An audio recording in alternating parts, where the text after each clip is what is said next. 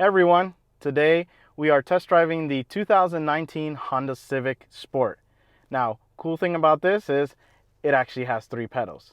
That's correct, 3 pedals and 6 gears. Let's go give it a drive.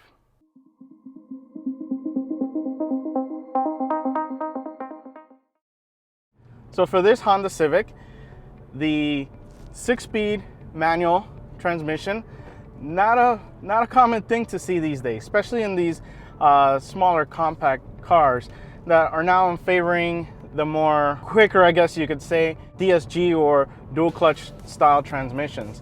Now this is the 2.0 158 horsepower version of the Civic, and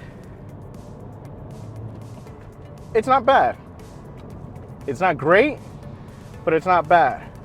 So to start off, the styling on the outside, it's great. I love the jagged lines that the front has on the Civic. The lights look great. It does have a very close look to the Type R, which is nice to have. You know, you want to share things from the bigger, faster big brother, so to speak. So that's a cool thing for it to carry over. You also have the 18-inch wheels. So this one is equipped with 18-inch wheels. And let me tell you, those 18-inch wheels in that dark color, dark grayish, almost, basically black color is definitely a great look to it. The 18-inch size, it's weird to say nowadays, but it's definitely the size you want to go with. It's the size that fits well with the look of the car. And they feel nice. The tires don't, the tires that it comes with equipped and the feel of them isn't a harsh ride. So you could definitely, you're not feeling the road in a negative sense of, you're hitting the bumps and it's just rattling your teeth. So it's definitely a great combination. I did see other Honda Civics. I've parked next to Honda Civics with the smaller wheel package. If you have the money, definitely go with the 18s. If you're planning on switching them out, stay with the smaller wheels and then, tune it, get your wheels that you'd like. But definitely the 18s are the way to go. Now, one thing I want to take a look at in the back is the trunk. My understanding, this car was a hatchback, but it's not. So it's got a regular trunk. The only thing I did not like about it is that it's really not that tall. So I had to I tried putting in some boxes in the car and I struggled.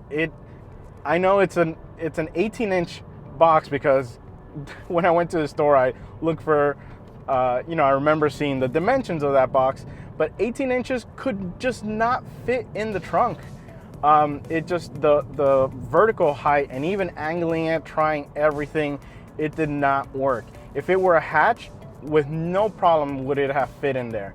So definitely one of the things that it's lacking. Now, once you are able to get something in there, the depth is fairly good. You have good amount of space. So something like a baby stroller that can get small in height, you can really throw it in there without having to worry. Now inside, you get in and it's okay. It's not that great. It's not bad. It's really not. You could definitely feel the leather steering wheel is definitely an upgrade to maybe your standard steering wheel that isn't leather wrapped. And same thing goes for the shifter. The shifter feels incredibly comfortable, and even with this Texas heat we've been having lately, it hasn't been scorching hot to the point where some of these like more metal or even the same leather shifters can get scorching hot and really burn your hand.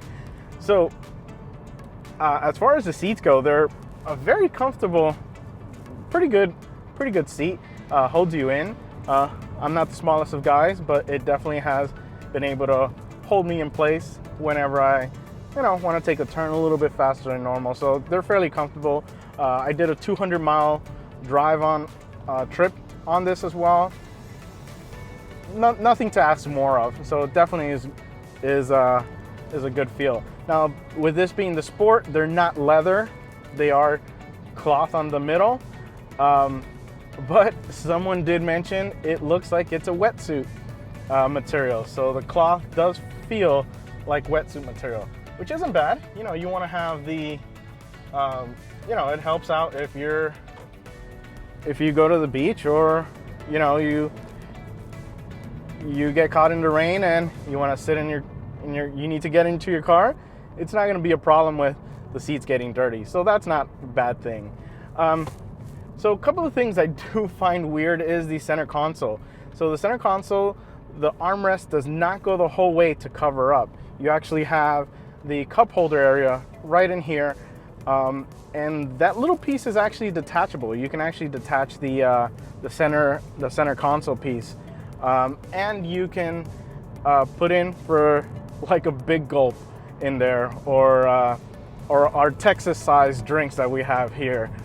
Now the back seats, no complaints, very enough space. You have you don't have any issues with leg room.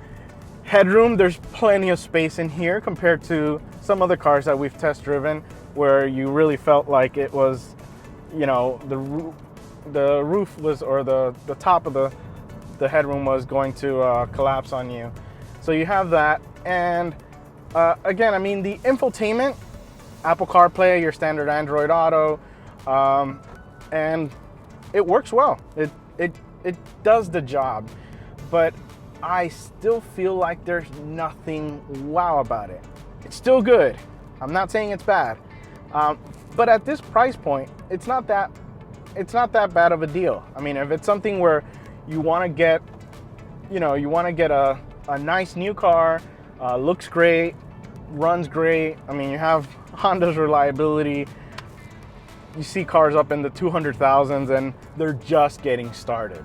So definitely it's a great little vehicle. And again, you have a manual if you want to, you know, if you want to get away from all the automatics, the CVTs, the DSG style, and you just want a regular standard that you've been hunting for, and you want some great fuel economy, this is definitely a great car. When I did that 200 mile trip, we did do about 33 miles to the gallon. So it's not bad. You can definitely, you know, get some good mileage out of it. It is a 2.0, 158 horsepower. It could do a little bit more, but that's when you start getting into like the turbo, the next level Civic, which might be good, but might not be good. What I mean by that is, you know, all of these cars are now coming with turbos.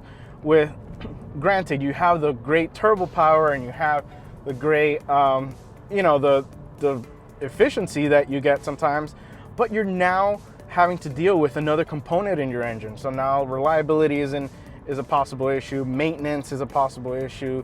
You know, if the turbo blows for any maintenance issues or whatever the case is, you're now having to repair a very expensive piece, a very expensive component. So with this being the 2.0 naturally aspirated, you know, it's maintenance free. This kind of reminds me of my Golf. So I have a Golf 4, 2002. I could have gone with the 1.8T, but you know, at the time the 2.0 was a better financial decision. And it's bulletproof. I mean, the thing runs, and I've probably, God knows how many 1.8Ts I've outlasted. Granted, I would have liked the additional 80 or so horsepower from it, but it definitely is a bulletproof little engine. And I think that's what if you're in that kind of mindset, the Honda Civic 2.0, 158 horsepower Sport with manual transmission, 18-inch wheels, it's a great little package. And I say great, even though I said it wasn't a really wow car, but if you just something that you need, it's you know, just four wheels, and you want to have a little bit of fun sometimes with the 6-speed, it'll get the job done, definitely. It's been a pretty good car. I've enjoyed driving this for the past week. So one thing that I've really loved about the Honda Civic Sport is the seating position. It really gives you a a fairly low seating, but it also kind of lets you, it's not necessarily lean back so much as, you know, you're laying down, but it gives you a fairly good seating position. Almost one of Formula One, kind of, you know, your feet are up a little bit. It's not uncomfortable, definitely is not uncomfortable, or else I would have definitely been complaining about it through the 200-mile trip that we did in it. But it's fairly good, and a couple of cool little gadgets that it has. As far as the infotainment for this one, it doesn't have navigation, but again, it is a lower, not a lower level, but it's not fully optioned out like the next levels are. You have the brake hold, which is a nice little feature. Obviously, you're in traffic with a manual, you don't want to have to hold down to the brake for a really long time while you're waiting for traffic to move along. So you do have that. It'll hold the brake for you. Electronic brake, electronic emergency brake. So, or electronic parking brake, as they call it. Not a big fan of it, but it is what it is. The other thing is it doesn't have a sport driving mode, which I was kind of looking for, you know, with it being trimmed as a sport. Would have liked to have that, but they do have an econ mode, or economical, whatever it stands for. So it, you know, the throttle response isn't as fast for the sake of saving up gas, and that's what we were in during our trip, and we were able to yield the 33 miles per gallon, which isn't bad, especially considering there were 3 people in the car, or 2.5 with the little one in the back. So the traction control has been great in this car. It was very well tuned, or is very well tuned. With it on and you wanted to go, it let you go. It didn't completely shut down the car like other traction control systems do. It did let a slight amount of wheel spin, but overall it kept it under control and just let you go. So definitely the traction control in this system is very well tuned. I've kept it on. It hasn't been a problem in the sense of you know, getting in the way and being more problematic than helpful. Again, it just is a good overall car. Now, if we were to get into the SI Type R, I can definitely see this being a great, you know, just adding a little bit of think of it as a dish. It's, you know, you cook your dish, and let's say this is a healthy variation, still good for you. It may not be super exciting, but it definitely, you know, it does the job in keeping you healthy. Now, add a little bit of seasoning, a little bit of salt, some sauce, you know, the bad stuff that's good. SI Type R, and it's got a pretty fun little car. Well, that's it, guys. Hope you enjoyed it, and see you later.